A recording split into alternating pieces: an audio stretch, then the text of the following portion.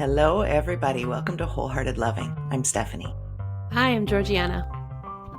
Today, we are going to be talking about psychological defenses against emotions, a very familiar topic. As we were reading through this list, they all felt really familiar to me, and I think for you too, G. For sure. But before we get started, we are going to do a body-based self-connection practice to connect with ourselves before we connect with each other and this podcast. And I'm going to lead us through an empty head meditation with body connection. And this meditation was given to me by my teacher, Phil Misselberger, and I find it very helpful, and I hope you will too. So wherever you are, if you're standing, feel your feet. If you're sitting, feel your bum. And ideally, close your eyes. I want you to picture yourself exactly where you are right now, dressed as you are in the space that you're in. And you're going to imagine your head is 4 times its usual size. Let your head balloon up. And inside your head space is bright blue water. Your head is full of water. And at the base of your neck, there's a cork filling a hole. And at the count of 3, you're going to pull that cork and let all the water run out of your big head. 1, 2, 3. And let the water flow out. Feel the emptiness inside your head. And from this place, feel your bum on the chair, your feet on the ground. Just take a moment to listen to the sounds inside your body and around you.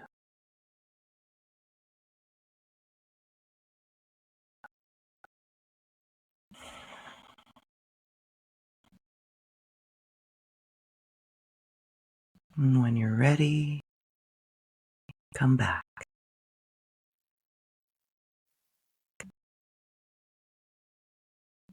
This is the quickest way I've found to silence my mind and to empty my head.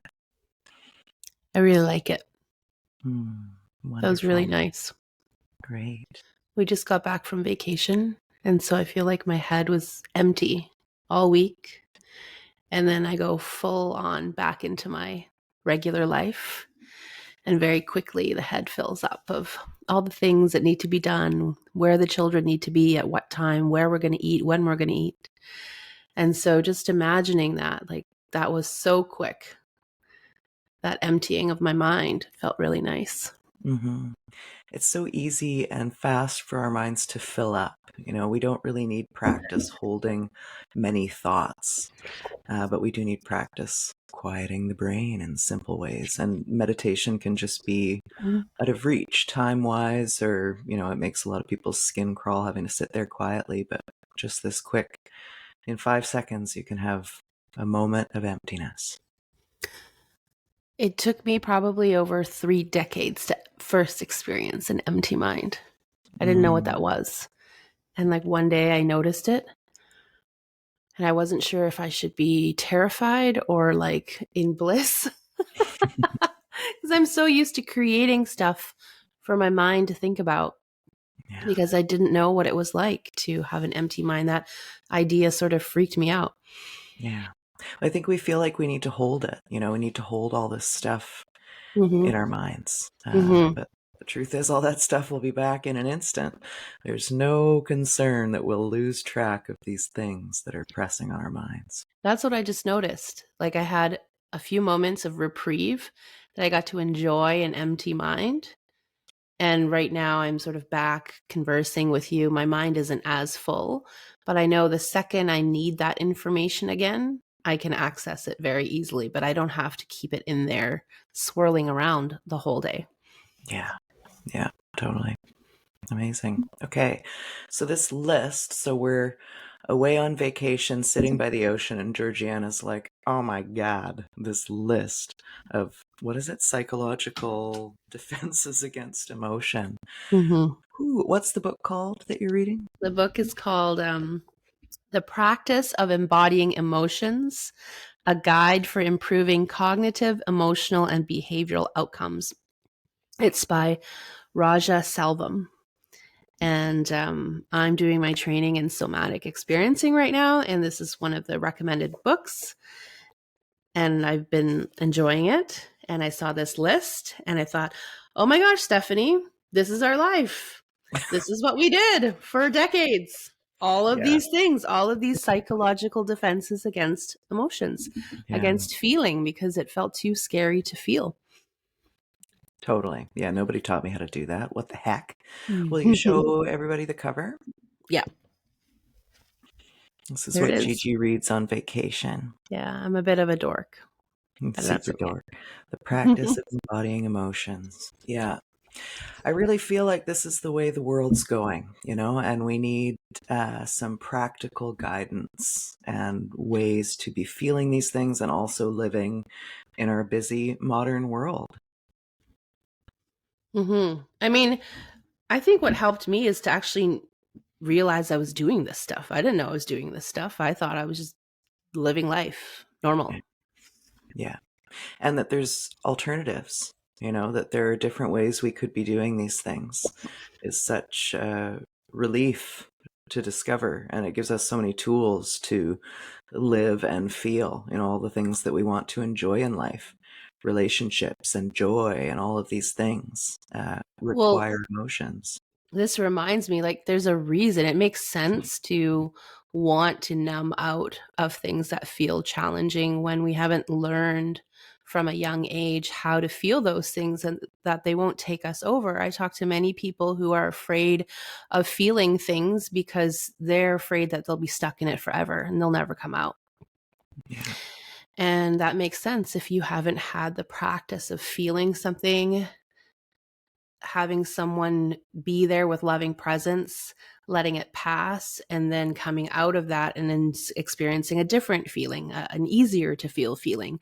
And we haven't learned how to ride those waves. Nobody was there maybe to help us ride those waves. They didn't know the importance of helping us ride those waves, and they didn't know how to ride those waves. So we go from decades and decades and decades of repressing all sorts of emotions. Yeah. And I love one of the things, probably when the book first came out, Daring Greatly, and Brene Brown said something like, if you numb the pain, you also numb the joy. I was like, oh dear.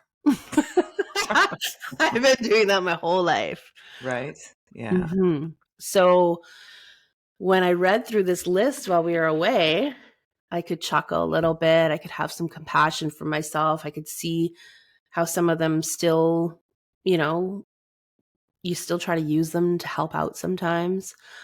Um, but overall, I feel really grateful that I practiced learning how to feel because I Yeah. feel overall more myself and more alive. Yeah. And Totally. I think that's what's on the other side of learning how to feel. Yeah. And I think you said an important bit there that these are also tools, right? These are the coping tools we've learned, and deploying them consciously is a very different thing than just having these psychological coping mechanisms that we're unaware of and that might not be serving us. So as I read through this list, I was like, oh, okay, well, I do this and I do that. And I obviously do this one. And that one I chose to do yesterday on purpose, and it was good and healthy for me.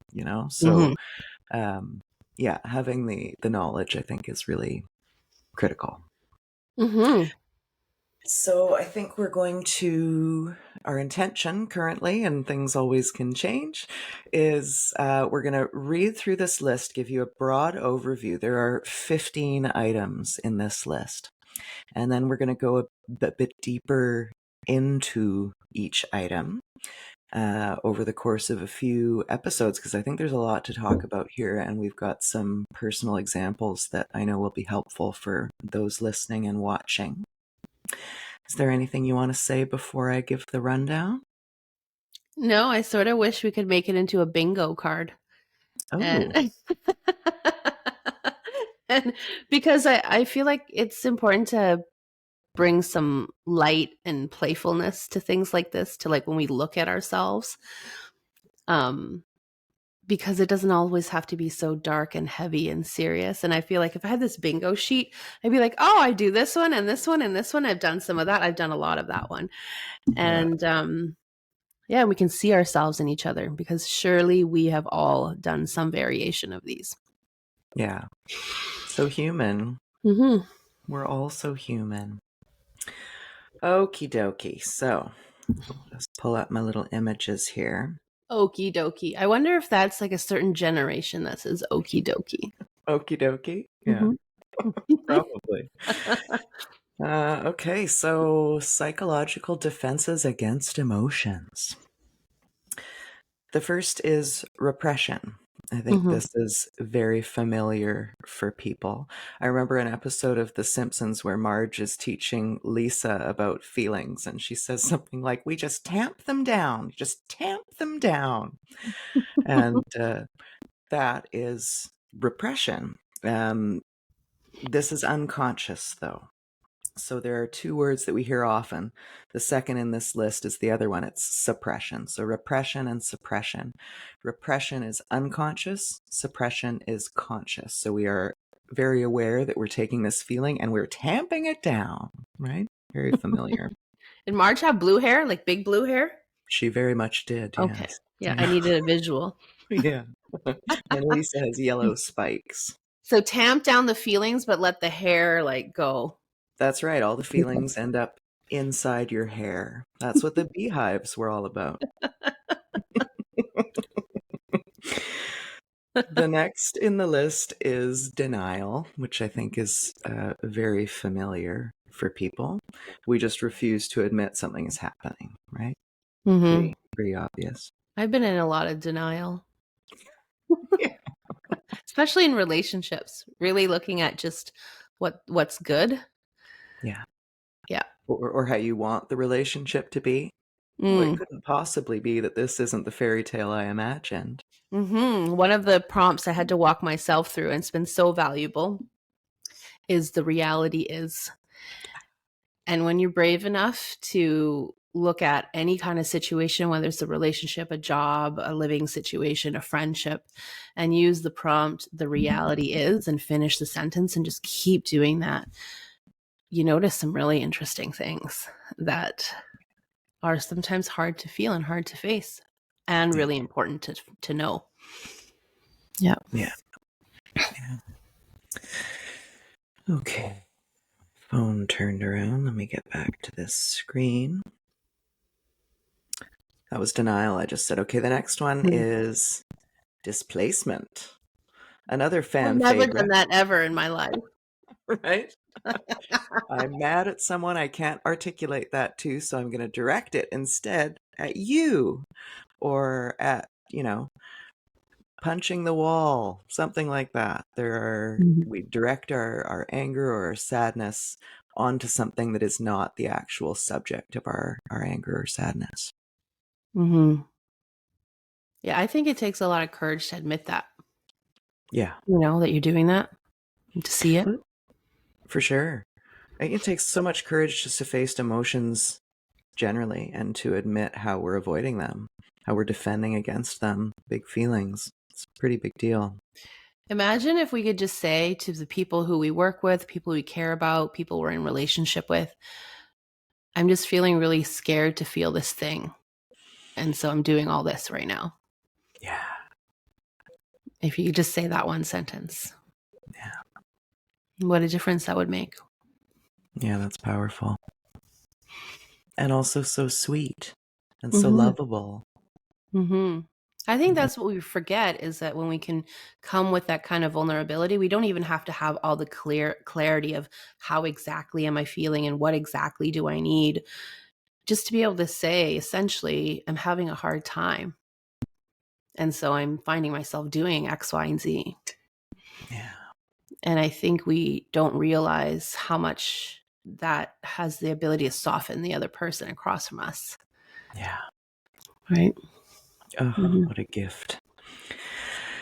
Okay. The next one is kind of similar. Projection. Uh, in my view, it's a different way of displacing. We see things outside of ourselves that we don't recognize in ourselves. So I'm not angry, you're angry. I'm not afraid, you're afraid. Or, I see anger everywhere in the world. And why is that? Because I've never had any anger. I don't know what you're talking Mm-hmm. about. Mm-hmm. I find this in like people are like, I'm not being difficult. You're being difficult. That's such a difficult person sentence in itself. And by the way, very familiar. Personally familiar. When we went through these definitions, and we thought, it'd be nice to share with you some personal examples of how we've used these tools, and which we will in future episodes. And I asked Steph, so you have any examples of repression? And she said, oh, you mean my whole life? What else are you supposed to do with such big feelings, Walk Yeah, around and say, I'm fine. I'm I'm never fine. stressed. I'm fine. Oh boy. Okay, so this one, I sort of don't know how one could do without this helpful tool, which is reaction formation, Oh my gosh, I'm just reading the definition of it. right? I'm just going to read This the one is my definition. life. Repression Yeah, was your life. This one was my yeah. life. This is the life of customer service. People in the restaurant industry will be like, but this is my job. How could I not do this? Here is the definition per this book. When you're Mm-hmm. angry with someone and force yourself to be nice to that person instead, this is an example of reaction formation. When one has lost a love object, being angry all the time without feeling the love, or feeling the love all the time without being angry, are common examples of reaction formation. So right there, that was like 30 years of my life. Right? Yeah. And these all have flavors of each other. Like there's suppression and repression in here. Yeah, these will all be interrelated, but boy. Yeah. But boy, do we have some stories for you. um, you said something here that I think is important to point out. You said something about, well, this is my job. Like, how can I not? Mm, And there are going to be certain jobs that require us maybe to lean more into a certain part of ourselves, or, repress certain parts. I think this ties to what you said earlier. It's not about whether we use these tools or not, it's how intentional and conscious we are about when and where and with whom, to what degree you use these tools, and what the impact is on your life, right? If you use that tool as a server, you might get some amazing tips. mm-hmm, However, if you choose to now continue to use that tool in every one of your personal relationships in your life, mm-hmm. there's going to be a certain impact on you and on other people and on your relationships that might not be what you want. Yeah. And Likely yeah. displacement, right? Someone who's been, say, mistreated at work all day and having to force a smile when actually they're feeling really angry and put upon. If they don't have a healthy outlet to move that anger energy later on in an appropriate setting, it's going to come lashing out at loved ones, at family members, at lovers, at random people on the street, on Twitter, like wherever it is that you vent. It's a choice, Mm-hmm. and bringing some consciousness to that can really change your life. Mm-hmm. Yeah, for sure. I I saw this in my dad. I see this in clients that I work with. It isn't this exact. We're not talking about psychological defense so much, but it's about tools that you use with quite, like, I guess, success, if you want to call it that, in your workplace. and then you bring them into every area of your life with every person in your life. And it just causes so many problems. Like one of my dad's jobs was a quality control type of job. Like he was paid to see what was wrong. Wow. And he was very good at it. And in that job that required that skill, it was excellent. Then you Mm-hmm. go home and you bring that into your marriage, you bring that into your children, and that's the first way you use for connection, is to Right. point out everything that's wrong. That makes for tough relationships. And I see that in clients where, their job is to be quality control, to really look at where all the problems are and point them out meticulously. And then they Mm-hmm. go home and do that with their wives and their children. Yeah. And then they wonder why those relationships feel clunky. Ugh, Right. yeah. And it's like, and so we talk about being more intentional about using other parts of ourselves. What about the compassionate part of yourself? What about the curious part of yourself? Because those exist as well. Right. Mm-hmm. And what if you were to lead from those places in those relationships? Yeah. That reminds me of moms in mom mode, teaching all the dangers of the world, teaching all the things that we have to look out for, and what we're supposed to eat and what's poisonous, and all of these biological imperatives, and then trying to have adult relationships with your adult children, and how that can still rear its head and possibly be unhelpful when it comes to having adult relationships. For sure.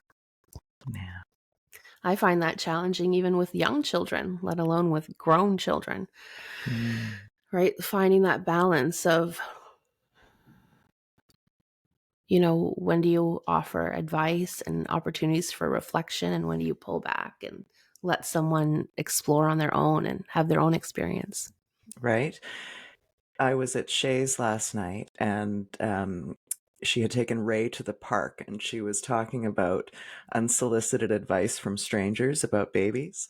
And there's just this hilarious fear one. What was it? Ben suggested, he's like, people will just come up to you and be like, look out for sudden infant death syndrome, or like, it was something totally unrelated to do with some danger that was not present at all.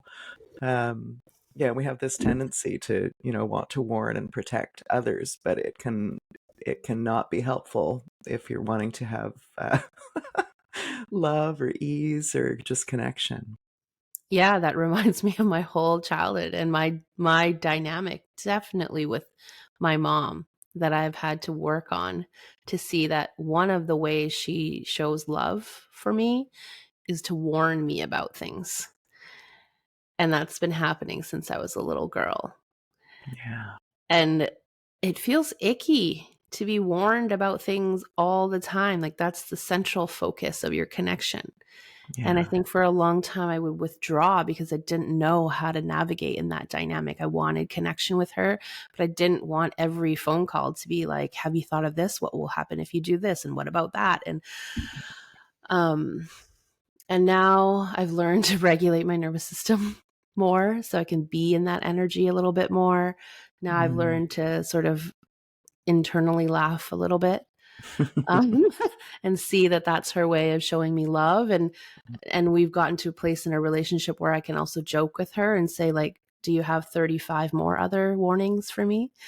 And the last time I said that, she said, no, like, I already said a whole bunch. If I say more, you're going to hang up. Oh But I think boy. that's also her being intentional, right? Of like, Yeah. okay, I got my main concerns out and I have many more. And I Mm. know that if I continue with the other 35, she's really not going to want to call me back next time. Oh man. Well, it really speaks to an inner state that I find challenging to be with. I run so much of my own anxiety that I have to manage. Taking on somebody else's is too much for me, and it's Mhm. not helpful. Often I'm being warned about things that no one can do anything about, like a warning about sudden infant death syndrome. What the hell are you going to do about that? It's simply a displacement of anxiety, and a misguided way to connect, which I think people come by really honestly. If connection with a parent comes from dire warnings, then that's the way you're going to be communicating out in the world, right? And I relate with that a lot, and I have to slow down and go, okay, why am I wanting to say this thing? What's underneath it? What do I actually desire from this moment of connection? And how can I create more of a non-anxious state? I would love to be connecting with people and getting warnings about all the wonderful things that might happen and generating more of that reality. Yeah, look out for sudden windfalls of money. Look out. Yeah, careful, love's all around you. Imagine though if we like walked around our day like that, how different Yeah, you'd feel. right? Yeah. Mm-hmm. Yeah, I get warnings about careful, a tree might fall on your house, but I'm never cautioned that a suitcase full of gold coins might land in the backyard. The probabilities might be similar You may be. depending on where you live. Yeah. Okie doke. Let's get back to this little list here. Sublimation is the next one. This is the one that I did yesterday on purpose, and that was really healthy for me. Mm. I was frustrated, and so I bought a gym membership and went and worked out for 2 hours. And Mm-hmm. that is a method I'm going to be deploying for the foreseeable future for some circumstances that can't really change in my life that aren't the greatest right now. Mm-hmm. Um, Burying yourself in work is another example. Oh, which I did all week, right? I just built websites for us all week long because I was feeling sad. Mm-hmm. And those are useful tools for me. If I can notice the pattern in my mind, if I'm going to be ruminating, I'm going to be thinking about trees falling on the house instead of golden suitcases, Mm-hmm. then maybe it's a good idea for me to go do some productive work right now. Well, what's really neat about that is it's all very intentional. You Yeah. know, there's a feeling there. You know, there's a feeling there that you're like, I don't really want to sit in this feeling this whole time, or I don't have the full capacity to be with it yet. So if I'm going to focus on something, I'm going to choose to direct my focus to something else that could be more constructive. And also, I think in you there's a knowing that you're going to come back to that sadness. You're going to come back to that frustration. It's not like a see you later. I'm never going to address it and never going to feel it. It's right now I need a little break, a little pause from it. Yeah. And so I'm choosing to do this. Yeah. This is one of the important pieces. I think it can be a really confusing concept, the idea that we create our own realities. But this is one of those ways where in every moment you have some degree of control over how you feel. So another thing that happened this week on our vacation, we all bring multiple books. We bring learning books and we bring fun books. And I My learning had, books are fun. yes, Excuse right, me. correct. Oh, so I was reading this book that was, and I like a really well-written book. Like I need my books to have a certain degree of like intellect. And I was reading this book and it was just sad. And I was like, oh, I don't want to feel that way. I'm putting this book down and I'm picking up the funny short stories book. That's how I want to Mhm. feel. And then a couple days later, I felt like I wanted a good cry and I didn't want to go into my brain for that. And I knew this book would bring that up in some really sweet ways. So I picked up the book again. Yeah. Using things to help us access feelings we know, it's time to feel. Yeah. And also like this reminds me of years ago, I knew I was holding so much sadness and grief. I knew it was there. And I couldn't cry, which is very unusual for me. Usually I can get to my tears quite easily. And I went to the last resort in my mind, which was watch The Notebook. Oh, And God. I'm like, and I remember going to my counselor's office. I was like, you got to help me. Like, I tried everything. And usually I would sit in her office and just cry all the time. And so I thought, okay, this is the final like attempt. And I said, I even watched The Notebook and I couldn't cry. And Wow. I felt so frustrated because I just wanted this feeling out of me. I knew that it was there. I wanted it out of me. And she reminded me of something that I think is really important is like sometimes our bodies aren't ready yet. Right. And to be gentle with ourselves in that in between time where you feel the discomfort of it, you know that it needs to come out. You can't quite access it yet. Yeah. And, you know, learning to just hold ourselves through that time. Your body's trying to protect you. Yeah. And sure enough, when I felt more capacity, the tears came, Yeah. you know? That's such a Yeah. huge piece. And coming to trust your body's timing. Like, culture is not geared that way. If we know something, we got to go get it, you know? And there are things that just take time. And Mm-hmm. that's one of the beautiful ones to come to trust, that Mm-hmm. your body will come to what it needs in its own time, and you don't need to force Mm-hmm. anything. Mm-hmm. This goes for things that feel hard, like that sadness felt hard, you know, felt challenging for me to feel. And I wanted, like you said, culture says like you know it, like go get it done, right? And I couldn't force my way to it. My body would just constrict more. And I also had the flip side kind of experience in the last 3 years where I was excited for what I could create in my life, you know, but I was in such a stage of grief that there was a time where I couldn't feel excitement at all, and that's totally okay. And then a time where I started to feel more excitement for what I wanted the future to look like, what I wanted to be creating, but I didn't have the energy yet to be doing any of the stuff. And I felt a little sad about that. And then I think I chose to just trust timing, right? Hold that excitement, know that it's there, and trust the timing that when capacity returns, I will have that energy. I will have that time and spaciousness to do that creating. And that was, I feel like for me, a big symbolic moment in my life of really like, oh, this is what it means to trust in the process and trust in the Mm, timing and trust my body. yeah. And that sadness you're describing, feeling sad that you couldn't have that set of feelings and activities that you wanted to be having the energy for, that sadness is also part of it. Um, it creates the contrast that eventually gets you to the place you want to go to, right? Yeah. So trusting all of that too feels really big. Mm-hmm. I feel like it's like learning how to be in the soup of your feelings.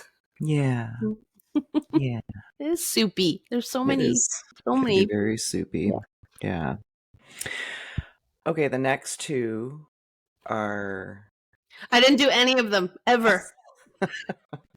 I feel like this is just how we're expected to use our brains. Um, the next two are rationalization and intellectualization, which are, I think, again, quite similar. Um, so rationalizing thing might be a bit more of denial than thinking too, like, oh, well, that person doesn't like me.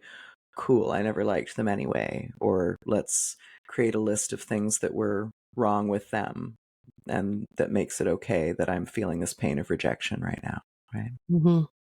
Yeah. And then intellectualizing is so familiar. It's just thinking instead of feeling. Think, think, think. Ruminate, ruminate, ruminate. Mm-hmm. I mean, I did these. I was like stellar at both of these.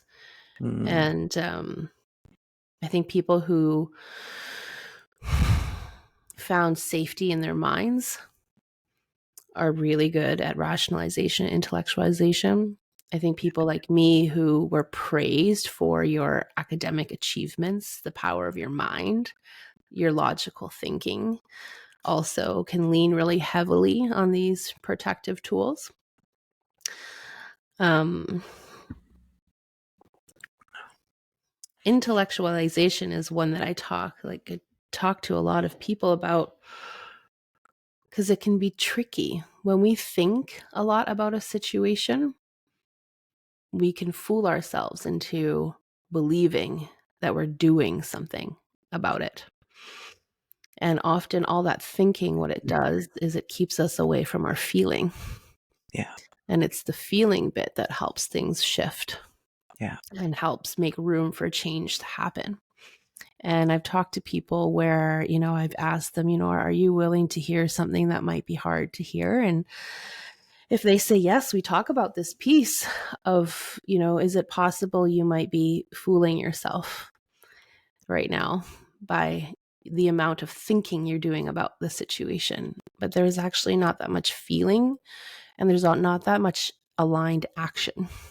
Mm-hmm. Yeah. And people always make that mortified face. And then we Thought. can laugh about it. We can laugh about it Yeah. and have some compassion for why we go to thinking, because thinking Mm-hmm. feels more comfortable. Why we go to thinking instead of feeling, why we go to thinking instead of taking action. Right.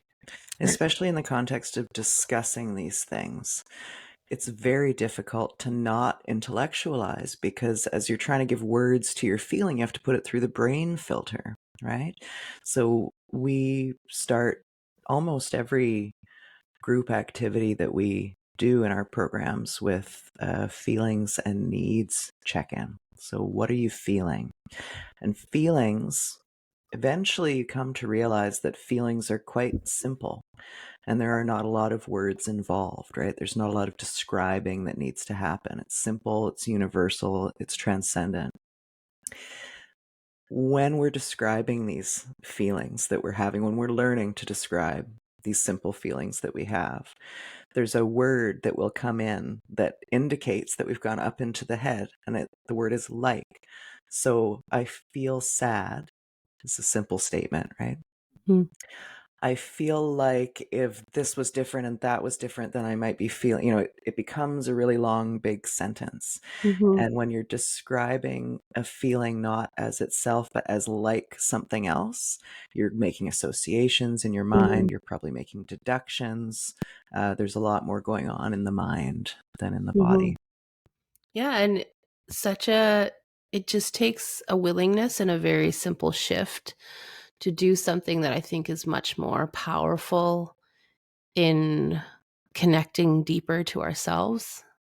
And then, I don't know, I just feel like when we connect deeper to ourselves, more of the truth reveals itself and the Yeah. answers reveal themselves, right? Recently, one of the things that's been hard for me is, one of my kids had a pretty disappointing experience with hockey. And one that as a mother, I just feel very protective of him, and it makes me feel sad to watch what's happening and watch what he's having to experience.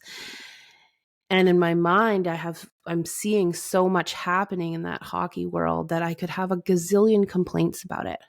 And, I'm driving in the car and like my mind is going to like, I can't believe this is happening. I can't believe that they chose to do it this way. And I caught myself because it just doesn't feel good to go into all that rumination, even though all those things are factual things that are happening. And I said, okay, what is the underlying feeling right now in this? And it's just one word. I feel so disappointed. Right. And when I said that, I feel really disappointed, just disappointed right away. Like I feel my body was like, ugh, that's the thing. Yeah. And my latest practice I'm trying to really bring into my life more is just to notice in that moment where I feel the disappointment in my body, and can I just be with it for one breath, Mm. and then can I let it expand a little bit more to the space around where I notice it for one more breath. And if Right. I'm done, then I'm done, and I can like feel my hand on the steering wheel and like complain some more in my mind. But what I'm doing is I'm practicing actually feeling the thing that's underneath all that rumination, all that intellectualization. It's a relief. It actually feels like when you're describing that, it's reminding me of when I silence that part, when I notice that's what's going on with my mind, and Mm-hmm. I'm able to connect with and just hit on that simple feeling, it's like a cork being pulled and It really is. emptying and a It's that space. feeling. Yeah, totally. Mm-hmm. Yeah. So And like simple. just a few seconds of feeling that. And what's cool is when I know that I'm doing, like, when I'm doing that, when I pull that cork and I just sink into, oh, it's disappointment. That's what's happening. That's what I feel. And I just let myself be with that for a full breath or two or three. There's also like this happy girl, happy dance girl inside of me that says, yes, you're doing it. You're practicing that thing of feeling your feelings. And Yeah. every time you do this, I just see this as like, it's like putting a penny in that emotional wellness bank account, right? Yeah. Of like, I'm taking care of myself in this way. I'm growing the capacity to be with hard things. Yeah. And so for me, it's like winning twice. Mm, yeah. Yeah. Yeah. And I think the third win there is the connection that can come from other people. You Mm-hmm. know, when it's the rumination and the swirl, it's really hard for people to meet us there, or they're able to meet us there and it just amplifies. It's multitudes of extra words and swirls. But when it's that simple, calm, I'm disappointed feeling, it's like there's just two people in a big calm pond instead of a Mm-hmm. tornado. Well, this is a totally different kind of connection, Mm, right? Because I think for most of us, a very common form of connection is to connect on the rumination and the complaints. yeah. And it just grows bigger and bigger, and you maybe feel connected to that person. But it's not like a deep, like belly to belly, heart to heart connection feeling. I don't know if that makes sense. But like Totally. if I say to you, Steph, I feel so disappointed right now. I don't even have to give you the details of why and what the story Yeah. is. You're going to be able to feel and know what disappointment feels like for you. Yeah. And we're going to be able to connect in that space. Hmm. And that's what I call like the belly to belly, heart to heart sort of connection. It's a different kind of connection. It's like, I just imagine these two magnets that just come together, like, oh, I get you, Yeah. right? I might not have experienced that exact same thing. I might not be experiencing disappointment right now, but I know what disappointment feels I like. know the feeling. Yeah. Mm-hmm. This is the common human denominator is feelings. This is what transcends all experiences. We all have feelings and we know what you mean when you say it, you know? Yeah. Yeah. Yeah. And yeah, it is a unique kind of a connection and it takes time to get comfortable with that physically. Like this is why our program is called Priming the Body for Peace, because you have to rewire your body to feel that kind of calm and to be able to connect in those ways. I Mm-hmm. was listening to the guy, oh, I can't remember his name. He's super hot, Modern Wisdom podcast. And he was like, there's a time when you're doing this inner growth work where you're going to want to pull back, where the connections you've had and the ways you've connected with people won't feel good to you anymore. Mm-hmm. And they'll want to drag you back in. It's like someone who's stopped smoking. All the smokers are kind of like, oh, come back. Like, good for you, but don't you want another one, you know? So I've really been experiencing this, connections that used to feel good to me, more that rumination kind of bitching connection, Mm-hmm. really feels icky in my body now. And there's going to be this time where maybe it feels extra lonely, or you're wondering if you should backpedal, figuratively go back to sleep if we're talking about awareness. Mm-hmm. Um, and to breathe through those moments and feel your feet on the ground and your bum on the chair. Mm-hmm. Yeah, I think there comes for some people a point in their life where they notice that feeling of, I might have people around me, but I don't really feel very connected, not in the way that I want to feel. And there's an interim while you're navigating, well, what is the new type of connection going to look like and feel like? Who are those people going to be? And it can feel really icky and lonely in that time. Yeah, Right? And also on the other side, there's such beauty yeah, in really aligned connections. yeah. It's such an interesting concept that because it can be fun and good and intellectually stimulating to connect with people at that mind level. But there's something different and special about connecting at that simple feelings level. Like that's where you really feel connected. This is why advertisers hire psychologists to tap into our emotional bodies, because that's where they know they're going to really connect with us. And that's true Mhm. for our relationships as well. This is why we want people to be able to feel feelings and connect there. Just that story, that what you just said, I think is so powerful, in that the people know. The people know that feelings are the way. And then we just live in a society that also sells us all these other things to like suppress all the feelings. Yeah, totally. Mhm. I think this is a good segue to the next item, which is compartmentalization. And I think the ways that we think about these things, people all have different definitions for words, right? So we want to make sure we're on the same page what we're talking about here.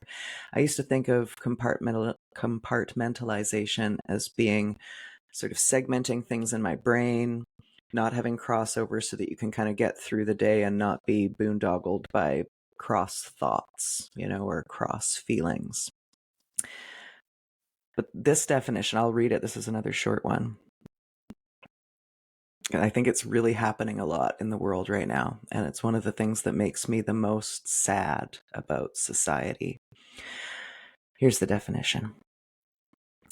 When people feel compassion for one group of people in a situation and not for other groups of people in the same situation, they are using the strategy of compartmentalization. I think there are huge swaths of society right now that think of themselves as being very compassionate. And I used to be this way as well. I was so compassionate towards certain groups of people, and other groups of people I thought were, horrible oppressors who were just straight up evil and trying to perpetuate evil in the world, and that they were hateful. And when I went out to look for evidence to the contrary and found it in spades, I realized my compassion is very conditional. It's extremely limited. And therefore, it is not actually compassion. It's something else. It's protectiveness. It's defensiveness. It's fear, you know? So this is an unexpected definition of compartmentalization for me that was quite impactful to read. Mhm. Yeah, I had to sit with that one too. I definitely know, not on such a grand scale, but I can definitely see in my day-to-day life where that can show up. Mm-hmm. Um, oh, if such a gut like punching example of this.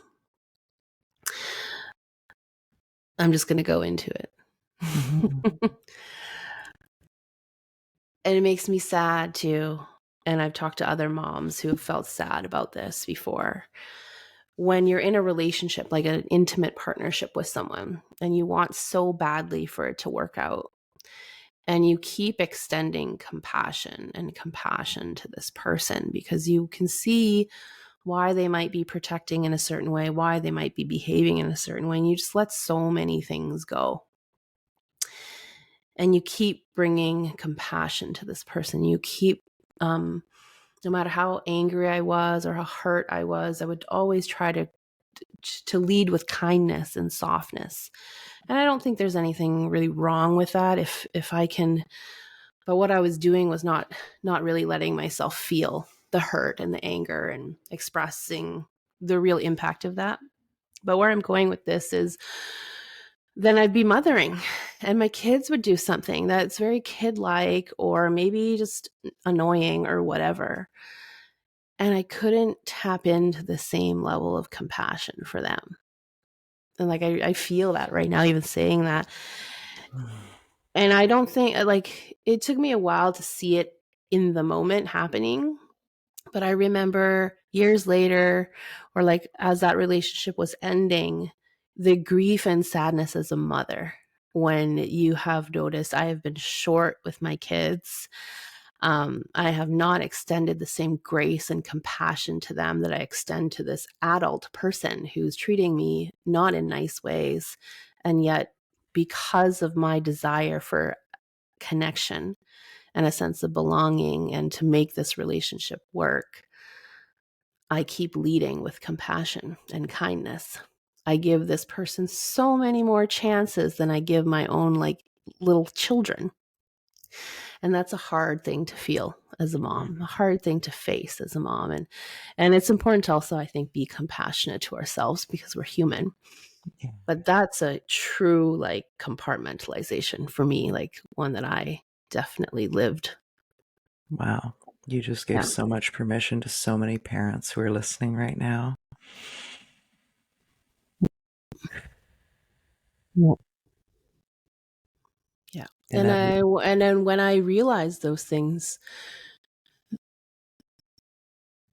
I'm lucky that I've been really practicing growing that self-compassion muscle, because I could just say, yeah, like it's because you really wanted connection. You really wanted this to work, and also because you're terrified of conflict, yeah, right? And also, what do I want? What I want is to be able to extend that level of compassion to my children who yeah, are like innocent and learning and being kids. And so it would help me recenter, and like see them through that light again, yeah, instead of the light of you're annoying me and I don't have time for this or for you, because all of my energy is trying to like maintain this connection with this person who's actually not even treating me well. right. Yeah. This is a key area for spiritual bypassing as well. All right. So, what you're describing is getting more in touch with your feelings, growing your capacity to have those experiences and to ground yourself, remind yourself how you want to be feeling Mm-hmm. and expressing with your loved ones. Yeah. It's making me think of phony Buddhists, I'm going to say. So people are just like, oh, non-attachment, intellectualizing really past these feelings, just going, I'm going to extend compassion to everyone all the time. And then, quietly they're growing ulcers in their bellies or, whatever it is. There is a need for expression and for being really honest about what we're feeling. It's not as simple as just deciding to be compassionate to everybody all the time. Mhm. I don't think that's actually true compassion. Yeah. Mhm. But it took me a long time to learn that. Yeah. Yeah. You're a treat. You're Hmm. a treat and a half. Okay, this next one ugh, is very familiar. It is conversion. Mm. Oh, this is a big one for you. Holy Mhm. Yeah. Christ. Yeah, it's a big one for me. Mhm. Yeah. This is when uncomfortable feelings are turned into physical symptoms, such as pain. I had lost track of the number of people in that Sisterhood Connections Facebook group Mm. who experienced polycystic ovarian syndrome, endometriosis, horrible, painful periods, and then they end a relationship with somebody that they weren't feeling great in the relationship with, and suddenly all these symptoms disappear. Like, I'm not saying those are conditions that don't exist. I'm saying we create challenges for ourselves, and our body keeps the score, right? So for Mhm. me, as a teenager, I spent a number of years throwing up, um, being diagnosed. Like they thought I had a brain tumor. They thought I had maybe Crohn's disease or IBS, or, just nobody knew what was going on. And what was actually going on was that I had huge amounts of anxiety and social anxiety. And it became very physical. Like I Mhm. weighed 109 pounds and I'm 5'10". It was disturbing. And it went on for many years until I grew up more and got a job and was able to afford drugs and alcohol. Ta-da! And I Problem fit. solved. Yeah, totally. And another thing that I converted was my fear and distrust of, well, I'm actually going to backpedal that. What I used to think of as my fear and distrust of men, but which I now think of more as, let me sink into this for a second. It was probably in the vein of social anxiety, but that closeness and presence that men can bring frightened me.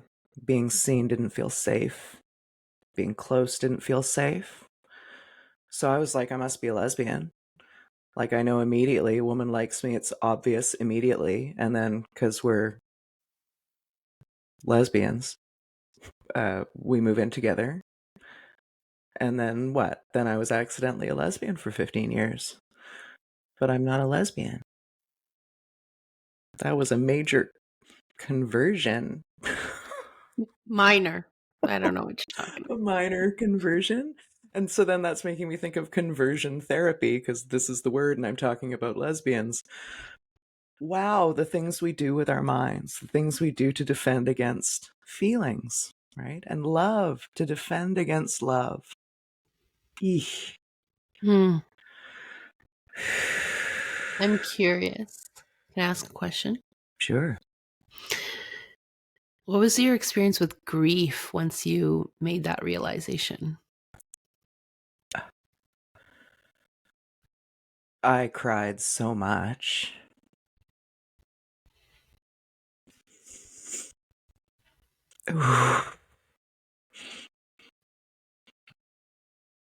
Okay, I want to say this, but it's hard.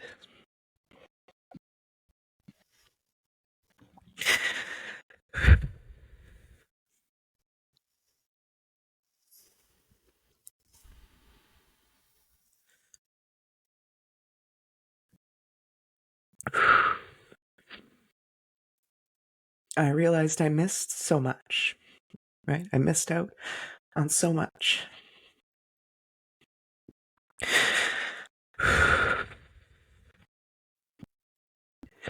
I missed out on the years where I could have had a family.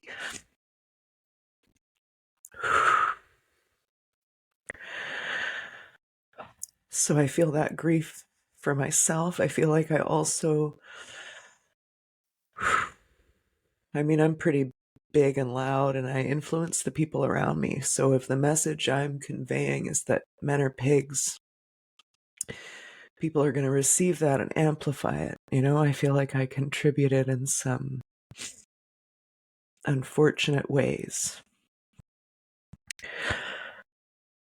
I see a lot of this happening in culture now, and it makes me sad in advance. I know there are a lot of women who are going to realize they were running from something and hiding from some big feelings. I know a lot of women who are wanting to have babies in their 40s, and that's challenging to do, you know? And I wonder how much of that has been because we were afraid, you know? Mm-hmm. I'm paying a bit of penance as I soften. Consciously, I started a TikTok account called Men Are Lovely. And I'm just sharing good news about men and loving behaviors that men are doing out in the world. Mm-hmm. Um, so my grief felt big and scary and just really sad. Mm-hmm. And that it also feels like good lessons. I mean, I'm not one to learn from other people's mistakes, you know? And I think it gave me a lot of contrast that I needed to be able to appreciate things more now, which I am appreciative of. And I know I also represent a lot of women, and I've also never been afraid to say things out loud in groups of people, right? So many times when I've said I was accidentally a lesbian for 15 years, women come up to me afterwards and go, "Oh my God, me too." It's like, wow, this is a thing, you know? This is a thing. Mm-hmm. So if I can lead anyone back to themselves, then I think it's worth it. Mm-hmm. Yeah. Thank And you. I get the slew of men who are discovering that their previous relationships were not the thing. There's, everybody's getting divorced in their 40s, and we get to try again, just maybe not with babies. Which is also kind of okay, because the idea of giving birth is terrifying to me.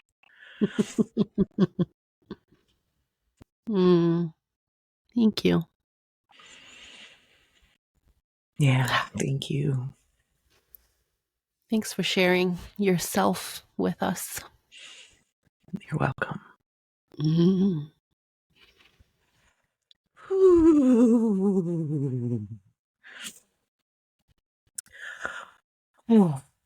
Okay. Mm-hmm. So that's the opposite of psychological defenses against emotion. Yeah. We got to God, see that in action. How do you imagine you would have answered a question like that a couple years ago?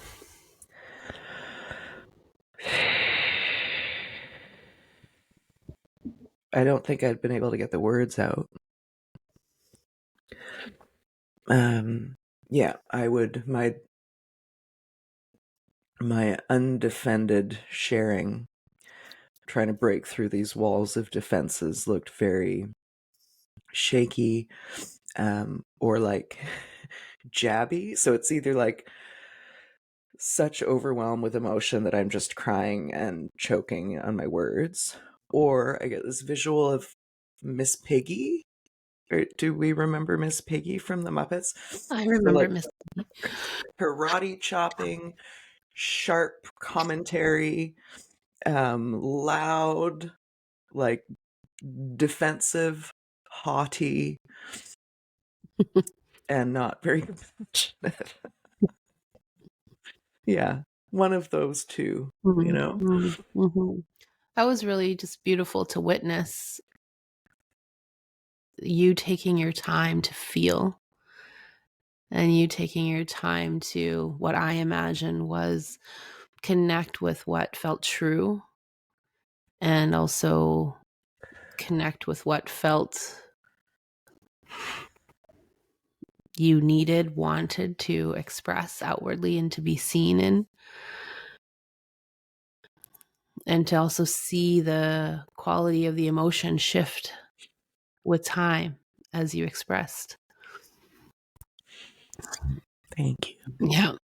And what I noticed in me watching that happen and hearing that happen was, as the emotion was hitting you, I just felt a lot of love for you.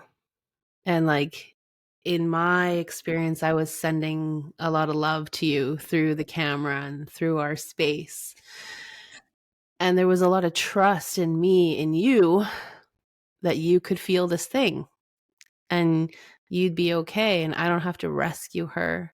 I think in the past, I might have thought, like, shit, I shouldn't have asked that question. Or now I gotta like help you feel better. And none of that came up. It was like, wow, how beautiful to ask something that's stirred up something real for her, that she feels she has capacity to feel and a desire to share. Mm-hmm. Yeah, that's one of I think the biggest gifts I've discovered from this work we've done together now for so many years is the experience of letting people have their feelings, letting people have their experience, trusting them that they can hold it, and giving attention to my own desire to rescue and to manage my anxiety about someone else having difficult feelings, and to let it all happen. That's such a gift. At Kara's birthday, we did a love bomb. I'm sure I've mentioned love bombs here before. Everybody shares with you what they love about you, how you've impacted their life. And there was 25 people there. All of them were from these groups that we do this work together. And two of them were not. Two of them were her old high school friends doing this love bomb. And at various times she cried while we were love bombing her. But at one point she like fully boo-hooed and was like, and everyone just sat there and held space for her. Nobody ran to her side to caress her back or to make sure she was okay, like whatever that means. We all just were there with her and feeling it. And I so wonder what that experience was like for the two people who haven't been to conscious relationship training, etc. Mm-hmm. Yeah, such a gift. Mm-hmm. Yeah, it's this beautiful dance of like, I'm here with you, and I know I also don't need to rescue you, and also I'm here for you if you need me. Yeah. And it's a really beautiful combination. I think it's so important when it comes to learning how to have feelings. I remember Shay years ago saying, well, I trust you to do this, or I trust you to do that. I'm like, what do you mean? Like you're not interfering, you're not making sure, you're not checking up on, you're just here with me. Like I didn't even know what to do with that, you know? Mm-hmm. Ah, Yeah. we're blessed. Yeah. Yeah, we are. Okay, all right. That's enough feelings. Let's have some psychological defenses against feelings for a minute. We've already been talking for an hour. I want to get through this list. Are you good with that? I'm good with that. Okay. Maybe we'll just power through the rest of the list and come back in subsequent episodes to talk more deeply about each one, because I know we could Sounds talk forever. So, regression, I mean, this is a pretty big one, right? You've had experiences in your life that were emotionally impactful. Now, when you re encounter any of those same feelings as an adult, you regress back to a childhood reaction state or emotional Mhm. expression. I mean, just to put out a blanket statement of this is what everybody in intimate partnership is experiencing over and over again, I Right? think sums it up. Yeah, totally. The next one again reminds me of Miss Piggy and its deflection. So, like, oh, emotion coming at me, hi-ya, chop that away, or make some humorous comment, or I'm always good for a humorous comment, and sometimes it's relief for everybody, and sometimes it's just me deflecting my own anxiety. I remember when I was dating, I remember thinking, I'm never gonna date like a comedian or someone who's like the Ooh, funny person, like the class clown. Because I'm like, that's a full on deflection, protection. Like, that's too much for me. I mean, not there's so many varieties, but that was one that was like, I don't want to go near that one. yeah, legit. A lot of people have to laugh so they don't cry, have to make jokes so they don't kill themselves. This is a common theme.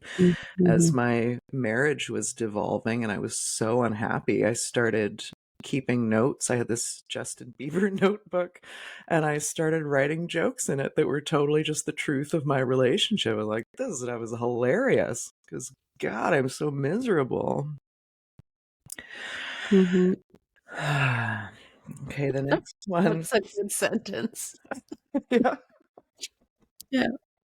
Yeah. The next one is confluence. This is when we're unable to differentiate our own emotional states from the emotional states of our parents or caregivers. So, mom is sad, I am sad. Mom's angry, I'm angry.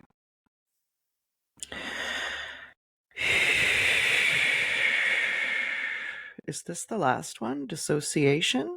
Yeah. Also familiar.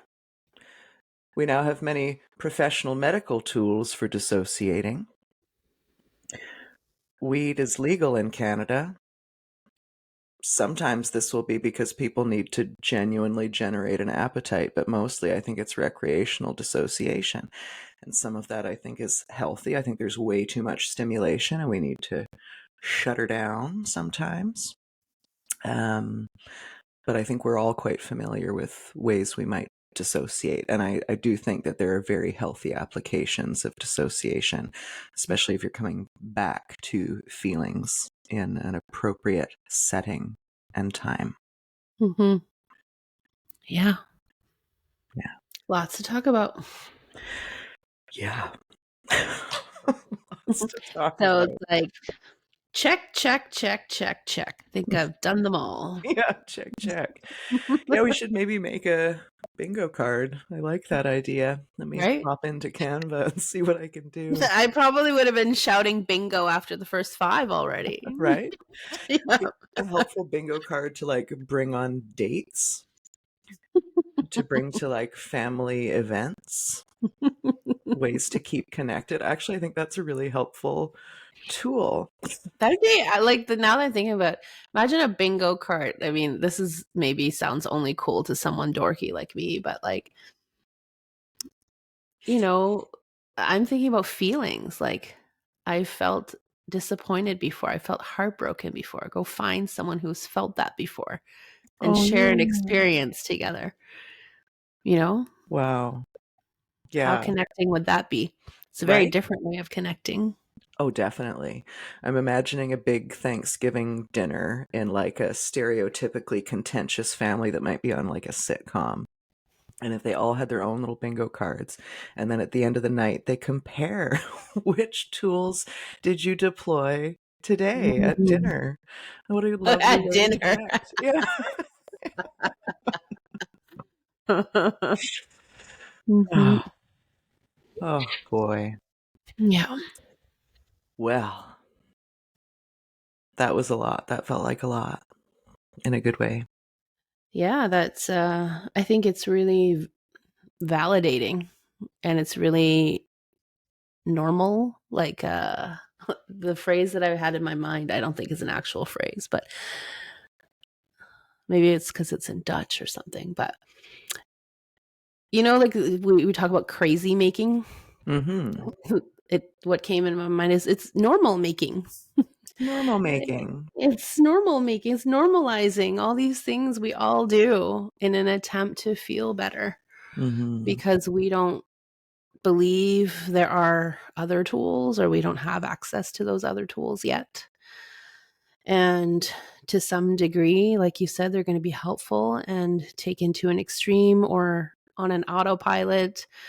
They're going to have some negative impacts on the things that matter to us and the people who matter to us. So, yeah, it's nice to bring some compassionate awareness to where we might be using some of these tools and in what way they're helpful and in what way are they maybe not as helpful as we would like them to be. Yeah. And baby steps, right? Building our capacities to face these things and to feel what's underneath these things and what leads us to use these tools in the first place in this unconscious way. Baby Mm-hmm. steps, breathing, Mm-hmm. feeling your butt, feeling your feet. Mm-hmm. All of that builds those muscles and it takes time, you know? I have this practice with clients of just making light of some of the things we do. And it's maybe we can practice this together. Maybe this will be our body connection practice. Great, let's do it. Okay.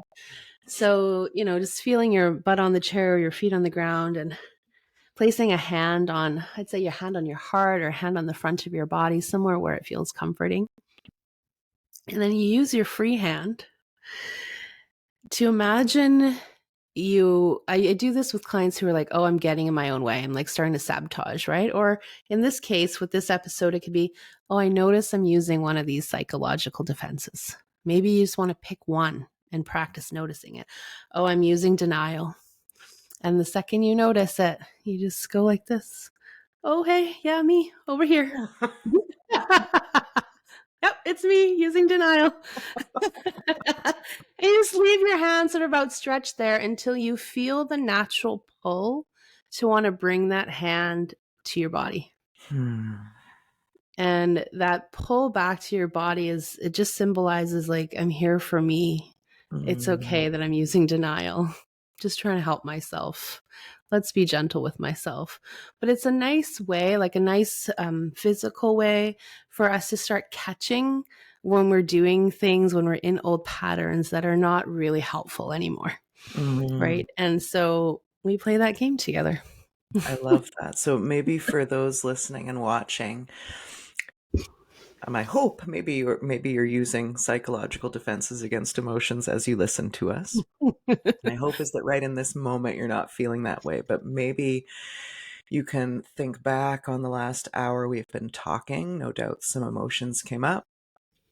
Maybe you had to use some psychological defenses in that moment. Maybe something happened to you earlier today.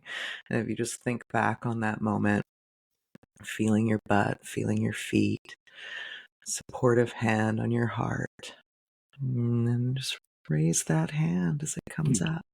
Like, hey, it's me, I'm doing it. It's And me. what I like about that is it's like owning it. It's like moving past that shame of it, of like hiding. Shame has a hiding quality. It's an internal, we don't want anyone to see us, Yeah. right? We don't want to admit it to ourselves or anyone else. But like this kind of like, oh, hey, like poking the hand out, it's me over here in denial. It's like this soft, sweet way of saying, it's okay. I don't have to hide this part of myself from myself or the world. Yeah. Mhm. And as a formerly quite hard person, I can't say enough how much the importance of soft and sweet is, and how just utterly revolting that would have been to me before.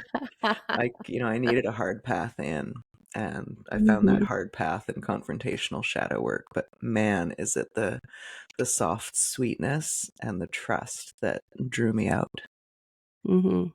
Yeah, there's a place for both. Yeah, yeah, Mhm. And I needed, I think, like softness to draw me in, right? It was NVC that drew me in. It's a very soft place. And then I needed that firm harshness from CRT.